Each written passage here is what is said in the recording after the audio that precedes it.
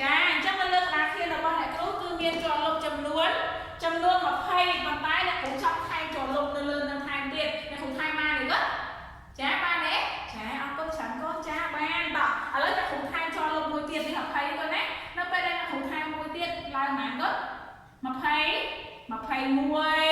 អញ្ចឹងបានអ្នកគ្រូថែមមួយទៀតប៉ុន្មានកូន20 22ហើយប៉ុន្មានទៀតកូន23បន្តមកទៀត20 24អ្នកគ្រូអត់ចង់ថែមទៀត24ហើយថែមប៉ុន្មានទៀតកូន25 25ម៉ានទៀតចាល្អមែនតើគឺ25 26ហើយ20ម៉ានកូន25 27ហើយ25 28អ្នកគ្រូអស់ចូលលុបពីក្នុងដៃ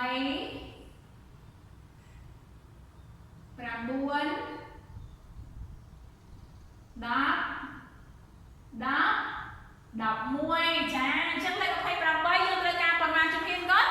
ចាត្រូវការ11ចូលហ៊ានយើងអត់អាចខ្វះនៅជំហានណាបានទេយើងអត់មានខ្វះជំហានទី4យើងអត់អាចខ្វះនៅជំហានទី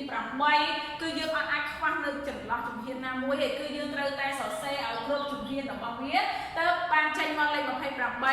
ស្អាតនៅកូនណាចាអញ្ចឹងអ្នកគ្រូសុំសរសេរលេខ28ដាក់នៅក្នុងប្រអប់ដើម្បីឲ្យកូនទាំងអស់គ្នាដឹងថាថ្ងៃនេះគឺយើងរៀនលេខ28ចានេះគឺជាលេខ28អញ្ចឹងជាប់លុបយើងមានប៉ុន្មានគាត់មែនជាប់លុប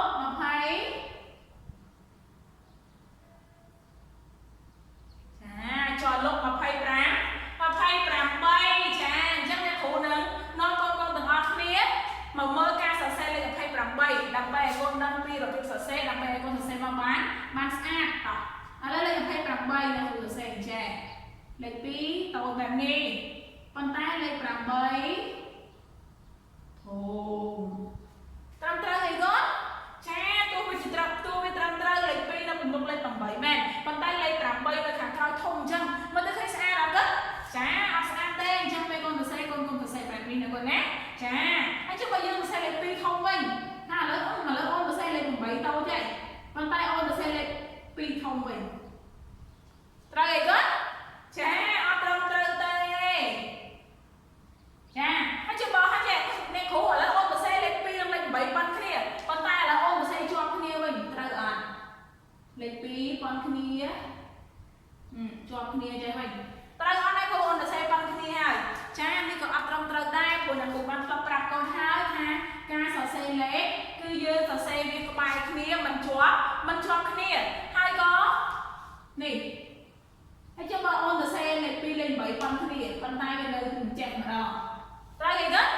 ចានេះក៏អត់ត្រឹមត្រូវដែរអត់ឲ្យជាប់គ្នាហើយក៏អត់ឲ្យនៅឆ្ងាយពី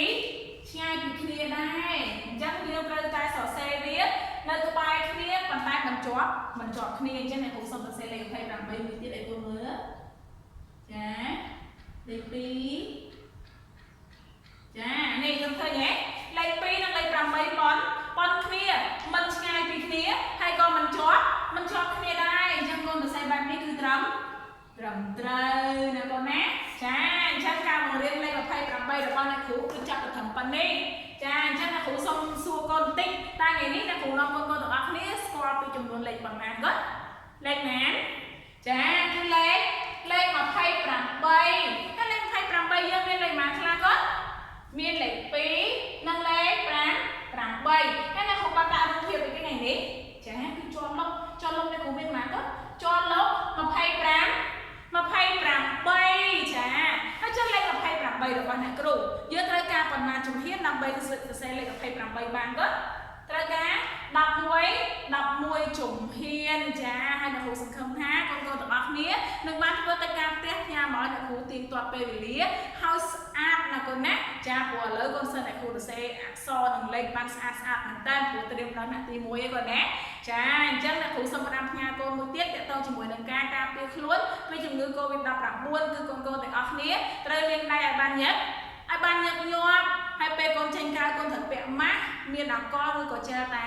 មខ្លួនបើសិនជាអត់មានការងារអីសំខាន់ទេកូនកុំចេញក្រៅផ្ទះដាច់ខាតគឺកូនត្រូវតែនៅក្នុងផ្ទះដើម្បីជៀសវាងពីជំងឺ COVID-19 ចាអញ្ចឹងការបង្រៀនអ្នកគ្រូគឺចាប់ពីប៉ុណ្ណេះសូមអរគុណទាំងអស់សូមអរគុណកូនទាំងអស់គ្នាសម្រាប់ការតាមដានវីដេអូរបស់អ្នកគ្រូតាំងពីដើមរហូតដល់ចប់ចាដូចនេះអ្នកគ្រូសូមអរគុណសូមជម្រាបលាបាយបាយ